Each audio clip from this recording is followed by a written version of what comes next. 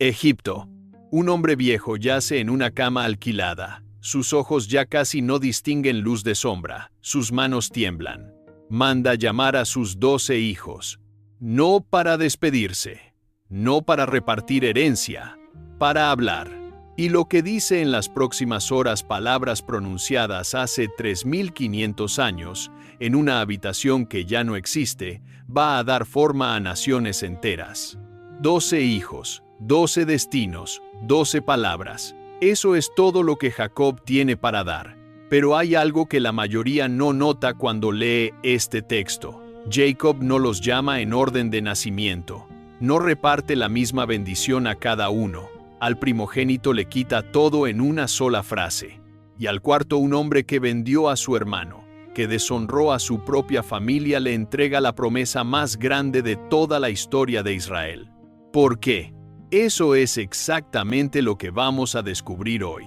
Antes de entrar a esa habitación donde Jacob está muriendo, necesitamos saber quién es este hombre, no el personaje de vitral, el hombre real. Jacob pasó la primera mitad de su vida mintiendo. Le robó la identidad a su hermano Esaú, engañó a su padre Isaac, que era ciego, para recibir una bendición que no le correspondía. Huyó de su propia familia por miedo a ser asesinado. Trabajó 14 años, el equivalente a toda una adolescencia y una juventud entera, por la mujer que amaba. Y en la noche de bodas, su suegro puso a la hermana equivocada en la cama. Nadie en la Biblia entiende el engaño mejor que Jacob, porque Jacob fue el engañador, y también el engañado. Ahora bien, hacia el final de su vida, algo cambió. Génesis 32 cuenta que Jacob se quedó solo una noche junto al río Yabok. Algo o alguien luchó con él hasta el amanecer. Cuando terminó esa lucha, Jacob tenía la cadera dislocada. Y un nuevo nombre, Israel, que significa el que lucha con Dios. Caminó el resto de su vida con una cojera, como cicatriz visible de haber conocido a Dios de cerca y haber sobrevivido. Décadas después de esa noche, este hombre viejo, casi ciego, lejos de Canaán, llama a sus hijos. Pero antes de que Jacob hable, necesitamos entender algo que casi todos se saltan: los nombres de sus hijos. En la Biblia, los nombres no son decoración, son teología de una sola palabra, son la oración de quien los puso. Veamos los primeros 4, los 4 hijos de Lea, la esposa que Jacob nunca eligió. Génesis 29:32. Lea da a luz a su primogénito y lo llama Rubén. En hebreo, Rauben.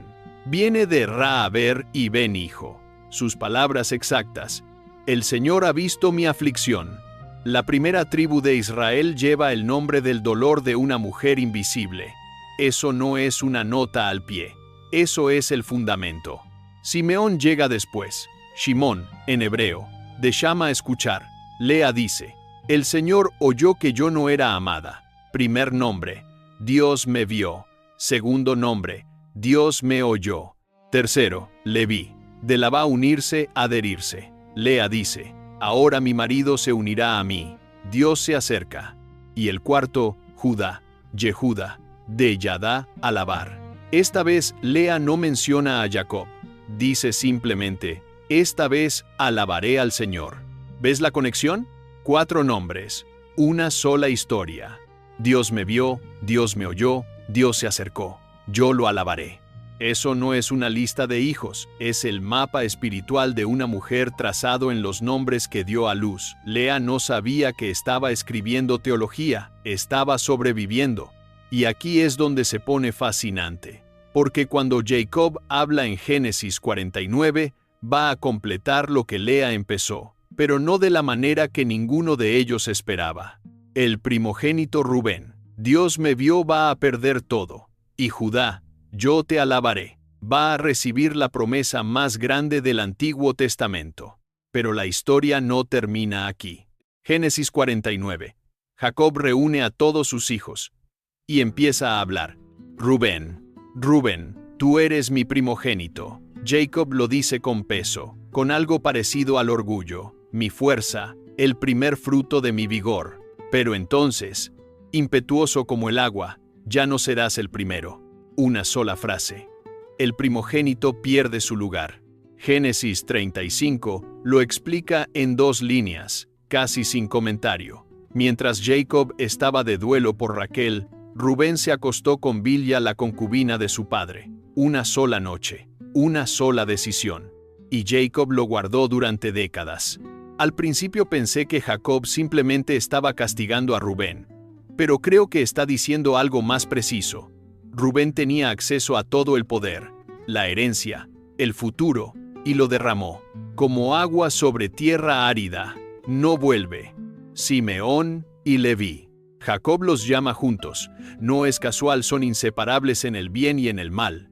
Años antes, cuando Dina, su hermana, fue violada en Siquem, estos dos tomaron espadas y masacraron a toda la ciudad. Hombres, ancianos, una ciudad entera. Jacob dice: maldita sea su ira, porque es violenta. Los dispersaré en Jacob, los esparcirá en Israel. Sin tierra, sin territorio, dispersos. Y la historia lo confirma con una precisión que da vértigo. Simeón como tribu desapareció absorbida en el territorio de Judá, sin frontera propia, sin identidad territorial. Leví no recibió tierra, esparcido en 48 ciudades santas por todo Israel. Pero hay algo que me llama la atención en el caso de Leví. La misma dispersión pronunciada como consecuencia se convirtió en la vocación de la tribu. Los levitas vivían en medio del pueblo para servirlo. Esparcidos sí, pero no perdidos, presentes en todas partes. Judá. Y aquí la historia cambia completamente. Seamos honestos sobre quién es Judá en este momento. Este es el hombre que propuso vender a José como esclavo en lugar de matarlo. Al menos no tendremos su sangre en las manos, dijo. Compasión o conveniencia. Los comentaristas no se ponen de acuerdo. Y pueden tener razón en cualquiera de las dos direcciones. También es el hombre de la historia con Tamar en Génesis 38, una historia que la Biblia cuenta sin disculpas y sin censura. Entonces, ¿por qué Judá? ¿Por qué este hombre con este historial recibe la promesa más grande? Creo que la respuesta está en Génesis 44. José, ya gobernador de Egipto, que todavía no se ha revelado a sus hermanos, amenaza con quedarse a Benjamín como esclavo. Y Judá da un paso al frente. Quédate conmigo a mí. Soy responsable del niño ante mi padre. Si no lo llevo de regreso, cargaré con la culpa toda mi vida. El hombre que vendió a un hermano ahora ofrece su propia vida por otro hermano. Eso es lo que Jacob vio, no el historial de Judá, el arco de Judá. Hay una distancia enorme entre esas dos cosas. Y entonces Jacob habla: el cetro no se apartará de Judá, ni el bastón de mando de entre sus pies, hasta que venga aquel a quien le pertenece y a quien las naciones obedecerán. 3 palabras clave: cetro, bastón, naciones, poder real, autoridad permanente, alcance universal. De Judá viene David, de David viene Salomón, y según el Nuevo Testamento de esa línea viene Jesús de Nazaret. 1000 años de historia, de traición, de exilio y regreso, todo dentro de una sola tribu. Ahora bien, 7 hijos más. El ritmo cambia, cada uno un destino, cada uno una imagen. Zebulón vivirá junto al mar. Zebulón en hebreo significa morada de honor. Su territorio llegó cerca del Mediterráneo, gente de rutas comerciales, acostumbrada a vivir entre dos mundos. Isaacar. Jacob lo ve como un asno robusto acostado entre las alforjas. Un asno, no exactamente una imagen heroica, pero Isaacar carga, trabaja, sostiene. En 1 Crónicas, los hijos de Isaacar son descritos como hombres que entendían los tiempos, sabios, estrategas, los que sabían cuándo actuar y cuándo esperar, la fuerza callada que mantiene todo en pie. Dan juzgará a su pueblo. El nombre mismo significa juez, pero Jacob añade una imagen perturbadora: una serpiente junto al camino. Dan se convierte en la tribu que la Biblia sigue con cierta incomodidad. En Jueces, aparece desorientada, buscando identidad en el lugar equivocado. Y en Apocalipsis 7, cuando se sella a los 144,000, Dan no está en la lista. Benjamín adentro, Manasés en su lugar. Dan, afuera. La Biblia no explica por qué, y esa ausencia habla más que cualquier explicación. Gad. Gad será atacado por bandas de merodeadores, pero él los atacará en los talones. Guerrero, resistente. Gad ocupó territorio al este del Jordán, zona de frontera constante, siempre bajo ataque y siempre de pie. Aser. Su pan será abundante y dará manjares a reyes. Aser significa felicidad. Territorio fértil, olivos, viñedos, tierra que da más de lo que necesita. Una tribu que vivía bien y lo compartía. Neftalí. Neftalí es una sierva suelta que pronuncia palabras hermosas. Libertad, agilidad, ligereza. El nombre Neftalí viene de Naftal, luchar, torcer. Raquel lo llamó así porque luchó con Lea por el amor de Jacob, un nombre nacido de rivalidad y amargura, y se convirtió en símbolo de libertad. José. Jacob no puede contener las palabras. A 11 hijos anteriores les dio una frase, 2 a lo sumo. A José le dedica 7 versículos, el equivalente a darle a uno solo el doble del tiempo que a todos los demás. José es un vástago fructífero junto a una fuente. Sus ramas trepan por encima del muro. Los arqueros lo atacaron con amargura, pero su arco permaneció firme. Esto no es teología abstracta, es la historia de un hombre. El pozo, la esclavitud, la prisión, el palacio. Jacob lo vio todo. Y ahora lo está diciendo en voz alta. José no recibe una tribu, recibe 2, Efraín y Manasés, sus hijos, ambos elevados al nivel de tribus, como si una sola herencia no fuera suficiente para todo lo que Jacob quiere decir. Benjamín, el último, el más joven, el hijo de Raquel la amada, el que casi mató a su madre al nacer. Raquel lo llamó Ben-Oni, hijo de mi dolor. Jacob lo renombró en el umbral mismo de la muerte de Raquel. Benjamín, hijo de mi mano derecha. No quiso que su hijo cargara el dolor de su madre como identidad. Y sin embargo Jacob dice, Benjamín es un lobo rapaz. Por la mañana devora la presa, en la tarde reparte el botín. Una imagen violenta para el más pequeño. Pero de Benjamín viene el rey Saúl, y el apóstol Pablo que persiguió a la iglesia con violencia de lobo, y terminó dando su vida por ella. Un lobo que aprendió a dar en lugar de solo tomar. Jacob termina, 12 hijos, 12 palabras, pronunciadas por un hombre que robó, huyó, fue engañado, luchó, perdió hijos, lloró y al final vio. Pero hay algo en esta lista que casi nadie nota, y cuando lo ves no puedes dejar de verlo. Regresemos. No a Génesis 49, a Génesis 29, a Lea, a los nombres. Tomemos los 12 nombres en el orden en que nacieron, no el orden en que Jacob los llama en su lecho de muerte, y leamos lo que significan, uno tras otro, sin parar. Rubén, Dios me vio. Simeón, Dios me oyó. Leví, Él se unió a mí. Judá, lo alabaré. Dan, Él juzga. Neftalí, mi lucha. Gad, buena fortuna. Aser, felicidad. Isaacar, recompensa. Zebulón, morada de honor. José, Él añadirá más. Benjamín, hijo de mi mano derecha. Ahora léelos como una sola oración.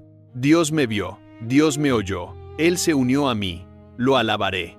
Él juzga mi lucha y trae buena fortuna, felicidad, recompensa, una morada de honor. Él añadirá más, hasta que sea hijo de su mano derecha. Esto es lo que más me deja sin palabras. Lea no planeó eso, Raquel no planeó eso, Bilha y Silpa no lo planearon. Cada nombre fue dado en un momento privado de dolor, de alegría, de rivalidad, de esperanza. Y sin embargo, cuando los lees en secuencia, hablan con una sola voz, como si alguien más estuviera nombrando a través de ellas. Ahora bien, ¿dónde termina esta historia? Apocalipsis 7. Un ángel sella a 144,000 personas, 12,000 de cada tribu. Hay eruditos que interpretan esto de maneras muy distintas, literal, simbólica, futura, y pueden tener razón en cualquiera de las direcciones. No tengo certeza aquí, y sería deshonesto pretender que sí, pero lo que me llama la atención no es el número, es que aparecen, después de siglos de dispersión, después del exilio asirio, del babilónico, de la destrucción del templo, después de 2000 años. Las 12 tribus todavía están en la historia, no como reliquia del pasado, como promesa activa del futuro. Y volvamos a la habitación, a Egipto, al hombre viejo en la cama. Jacob cerró los ojos habiendo dicho lo que vio, no lo que quería, no lo que esperaba, sino lo que era verdad sobre cada uno.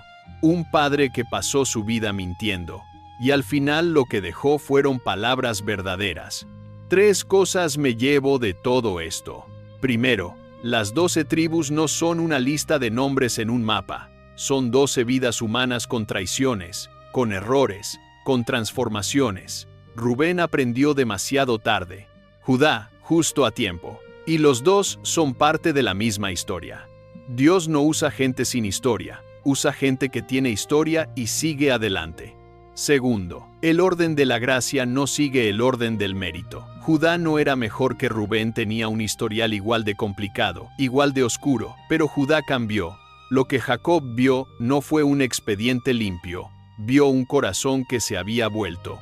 Hay una distancia enorme entre esas dos cosas. Y lo que más me impacta de todo esto, Lea, la esposa no elegida, la que durmió sola más noches de las que podemos contar, puso nombre a 6 de los 12 hijos de Israel. Sus palabras pronunciadas en cuartos oscuros, entre lágrimas que nadie vio, se convirtieron en los nombres de un pueblo entero. Dios me vio, Dios me oyó. Ese es el fundamento de las 12 tribus de Israel. No la fuerza de Jacob, no la belleza de Raquel. El dolor de una mujer que fue vista cuando nadie más la miraba. Si esto abrió algo nuevo para ti, suscríbete, deja un comentario con cuál tribu te sorprendió más y comparte este video con alguien que lo necesite. Así es como más personas encuentran este contenido. Que Dios les bendiga.